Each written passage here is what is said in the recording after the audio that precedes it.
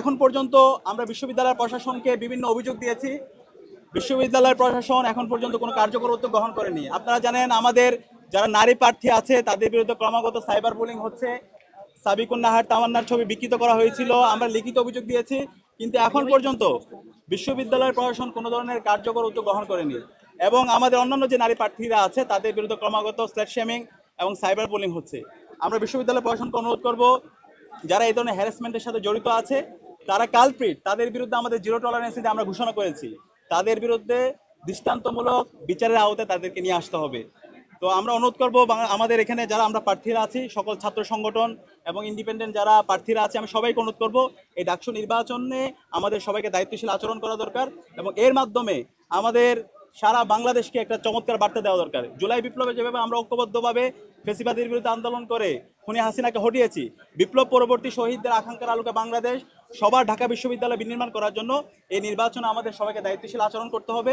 এবং আমরা আশা করছি এই নির্বাচনের মাধ্যমে আমরা বাংলাদেশের সকল মানুষদের একটি চমৎকার বার্তা দিয়ে সক্ষম হব এবং আমরা এর মাধ্যমে আমাদের গণতন্ত্রের একটা স্থায়ী রূপের দিকে যাব। শিক্ষার্থী বান্ধব, ছাত্র বান্ধব আমাদের যে কাজ, সে কাজ আমরা প্রতিনিয়ত করে যাচ্ছি এবং একই সাথে আমাদের মূল উদ্দেশ্য হচ্ছে এই ঢাকা বিশ্ববিদ্যালয়কে একটি পূর্ণাঙ্গ একাডেমিক ইনস্টিটিউট বানানো, শিক্ষার পরিবেশ এনশিওর করা এবং গবেষণায় বাজেট বাড়ানো, লাইব্রেরি ফ্যাসিলিটিস এনশিওর করা এবং আমাদের যে বিশ্ববিদ্যালয় নিয়োগ প্রক্রিয়া সেটাকে ট্রান্সপারেন্ট করা।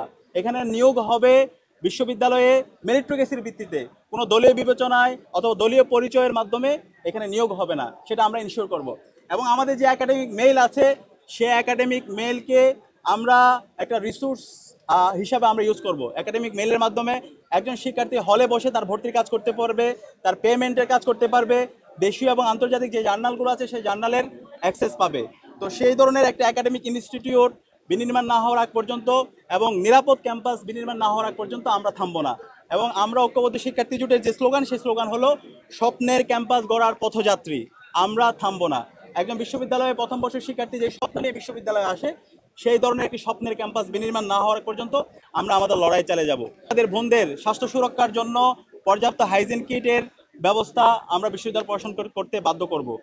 এবং এর পাশাপাশি আমাদের অনাবাসিক শিক্ষার্থী যারা আছে এবং এখানে বিশ্ববিদ্যালয়ে আমরা যারা হলে থাকি, আমাদের টিউশনের জন্য বিভিন্ন জায়গায় যেতে হয়, কিন্তু আমাদের যে পরিবহনগুলো আছে সেই পরিবহনগুলোর অবস্থা খুব ভয়াবহ। এই পরিবহন কেন্দ্রিক বিশ্ববিদ্যালয়ে একটা কঠিন সিন্ডিকেট তৈরি হয়েছে। আমরা এই সিন্ডিকেটকে ভেঙে দেব এবং আমাদের এই পরিবহনগুলোকে আমরা উন্নত করব। ইতিমধ্যে আমরা একটি অ্যাপ ডেভেলপ করেছি, বাস ট্র্যাকার অ্যাপ। সেই অ্যাপের মাধ্যমে বাসের লাইভ লোকেশন জানা যাবে। ইনশাল্লাহ আমরা 9 তারিখের পরে এই অ্যাপস নিয়ে আসবো এবং এই শিক্ষার্থীরা এই অ্যাপসের মাধ্যমে বাসের পজিশনগুলো জানতে পারবে। তো